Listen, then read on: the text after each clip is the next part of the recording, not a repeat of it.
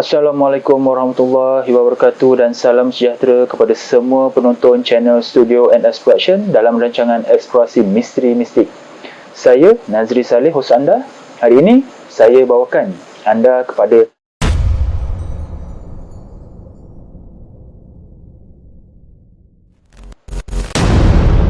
sumber maklumat yang kami perolehi dari kaedah ilmu kebatinan secara Islam, iaitu Al-Haq. Jika anda tidak suka dari sumber tersebut, sila berhenti menonton video dari channel ini. Sebelum saya teruskan video ini, bantu saya dengan tidak skip iklan ketika menonton video di channel ini. Subscribe channel ini kepada yang belum subscribe dan share video ini, semoga ramai yang akan dapat manfaat, dan pastikan anda menonton video ini sampai habis supaya anda faham secara menyeluruh berkenaan sejarah yang ingin disampaikan. Kerajaan Melayu Beruas ialah sebuah kerajaan yang menyambung sistem beraja di kawasan Beruas selepas kejatuhan kerajaan Gangga Negara akibat serangan Rajendra Chola I dari Coromandel, India. Beruas merupakan sebuah kerajaan Melayu Islam berbeza dengan kerajaan Gangga Negara yang beragama Hindu. Kerajaan Beruas berada di kawasan bernama Belukar Sambang. Belukar Sambang merupakan nama asal bagi Beruas. Nama Beruas pula diambil sependa nama sejenis buah, iaitu buah beruas yang menyerupai buah manggis. Kewujudan kerajaan merupakan satu persoalan yang besar dalam sejarah negara. Ini kerana tiada rekod untuk menerangkan mengenai kerajaan ini berserta dengan struktur kerajaan. Kajian mengenai kerajaan Beruas lebih tertumpu kepada jumpaan artifak seperti batu nisan Raja-Raja Beruas dan juga catatan dari Hikayat Pasai. Oleh itu, tidak banyak yang diketahui oleh pengkaji sejarah mengenai kerajaan ini. Tambahan pula, tiada kajian yang serius untuk membongkar sejarah kerajaan Beruas ini. Sepatutnya, selain Hikayat Pasai, rekod Melaka juga mungkin boleh dijumpai kerana kerajaan Beruas merupakan sebuah kerajaan naungan Melaka yang akrab sehinggalah Portugis menjajah Melaka. Mengikut catatan sejarah, kerajaan Beruas telah diasaskan oleh Malik Al-Mansur, seorang putera dari Samudra Pasai, iaitu wilayah Aceh sekarang. Baginda telah dibuang negeri oleh abangnya Sultan Malik Al-Mahmud. Selepas dibuang negeri, Malik Al-Mansur telah membawa diri ke Beruas dan menubuhkan kerajaan sendiri di sini. Menurut Hikayat Pasai, selepas kemangkatan Sultan Muhammad Al-Zahir, ayahanda baginda Sultan Malik Al-Saleh atau lebih dikenali dengan Sultan Merah Silu, telah menggabungkan kerajaan Samudra dan Pasai menjadi sebuah kerajaan yang tersendiri.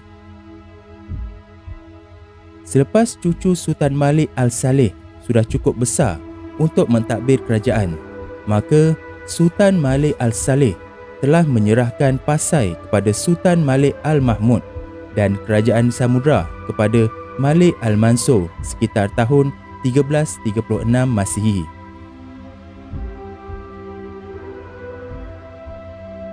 Permusuhan kedua beradik ini bermula apabila Sultan Malik Al-Mansur telah mengambil dayang dari Sultan Malik Al-Mahmud untuk dijadikan gundik. Semuanya bermula apabila Sultan Malik Al-Mahmud keluar memburu. Sultan Malik Al-Mansur dengan hulu balangnya pula bersia-sia dan bergembira. Apabila tiba di istana Sultan Malik Al-Mahmud, Sultan Malik Al-Mansur telah melihat seorang dayang yang baik paras rupanya keluar daripada istana sehingga menimbulkan berahi baginda. Sultan Malik Al-Mansur telah membawa dayang tersebut balik ke istana baginda. Hasil hubungan dengan dayang ini, baginda dikurniakan dengan 3 orang anak, iaitu 2 orang perempuan dan seorang lelaki. Apabila perkara ini diketahui oleh Sultan Malik Al-Mahmud, baginda menjadi sangat murka dan malu. Pada 1346 Masihi, satu angkatan perang Pasai telah bertindak menyerang kerajaan Samudra dan menawan kerajaan tersebut. Sultan Malik Al-Mansur yang tewas membawa diri ke Beruas dan menubuhkan kerajaan di sana bersama pengikutnya. Jadi, kemungkinan besar kerajaan Beruas wujud sekitar tahun 1346 Masihi. Bersama baginda ialah dua orang sahabat baik baginda, iaitu Samsul Baharin dan Daid Ismail. Sejarah pengasasan kerajaan Beruas dari kerajaan Samudra ini dikuatkan lagi dengan penemuan batu nisan Raja Beruas yang menggunakan corak Aceh. Selepas baginda kembali semula ke Aceh, Samsul Baharin dan Daid Ismail meneruskan pemerintahan kerajaan Beruas. Di kawasan dinding Perak, yakni Manjung, ketika itu sebenarnya terdapat dua buah kerajaan yang saling berselisih, iaitu kerajaan Beruas dan kerajaan Manjung. Raja Beruas pernah meminta bantuan daripada Sultan Melaka untuk mengalahkan kerajaan Manjung. Dengan bantuan angkatan Melaka, kerajaan Manjung berjaya ditewaskan. Bermula di situ, Manjung telah menjadi sebahagian daripada wilayah taklukan Beruas. Raja Beruas dikurniakan gelaran Tun Arya Bija Diraja oleh kerajaan Melaka dan Beruas berada di bawah naungan kerajaan Melaka. Sebagai balasan, Beruas menghantar ufti kepada Melaka sebanyak 6,000 timah setiap tahun. Hubungan antara kerajaan Beruas dengan Melaka sangat erat sehinggalah Portugis berjaya menawan Melaka. Selepas kejatuhan Melaka, kerajaan Beruas mengadakan hubungan dengan Perak dan Johor, yang mana kedua-dua buah negara ini merupakan kesinambungan daripada kesultanan.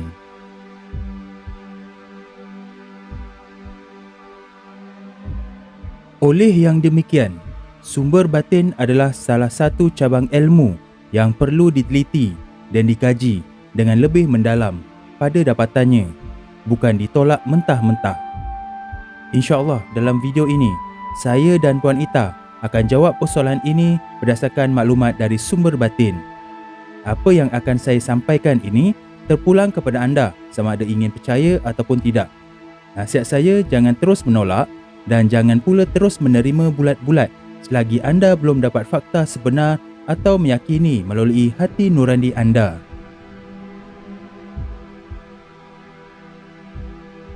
Bismillahirrahmanirrahim. Wujudan kerajaan Gangga Negara dan kemudian kerajaan Melayu Beruas tidak dapat dinafikan oleh penyelidik sejarah pada hari ini. Kedua-dua kerajaan tua yang dikatakan pernah bertapak di bumi Beruas bukanlah suatu dongeng ataupun mitos semata-mata. Ini berikutan beberapa peninggalan kesan sejarah mengenainya yang masih wujud di beberapa kawasan negeri Perak amnya dan Beruas khususnya.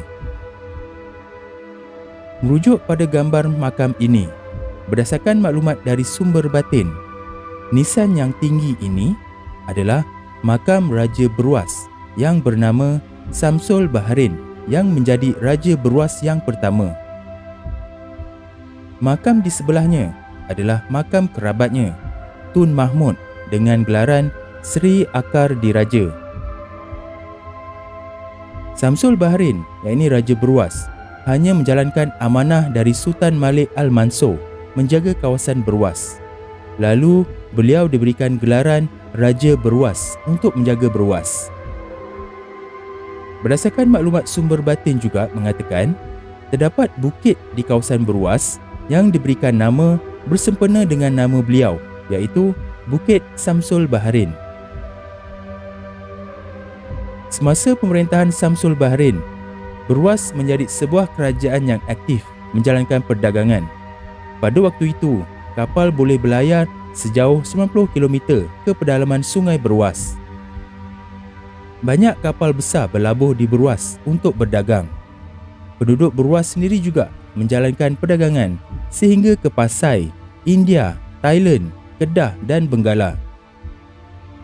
Beruas juga menghantar 6,000 keping timah sebagai ufti ke Melaka. Kekayaan dan kemakmuran Beruas tidak bertahan lama apabila abad yang ke-17, kawasan Sungai Beruas sudah hilang fungsinya daripada menjadi kawasan perdagangan yang hebat. Daripada sebuah kawasan perdagangan yang terpenting, akhirnya Beruas menjadi sebuah penempatan kecil. Ini disebabkan oleh faktor alam, di mana Sungai Beruas menjadi semakin kecil dan cetek yang menyukarkan aktiviti perdagangan.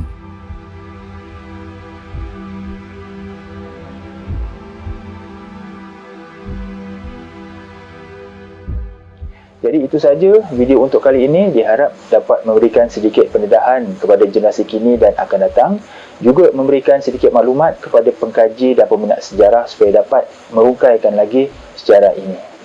Jangan lupa sertai ahli member channel Eksplorasi Misteri Mistik ini dengan klik pada butang join di bawah video ini atau klik link pada ruangan description. Terdapat 4 pilihan peringkat package yang disediakan. Untuk penerangan lanjut, sila klik join sekarang dan anda akan dibawa kepada video penerangan berkenaan package-package tersebut. Jadi sampai di sini saja video untuk kali ini dan jumpa kita di episod akan datang yang lebih menarik insya-Allah. Assalamualaikum.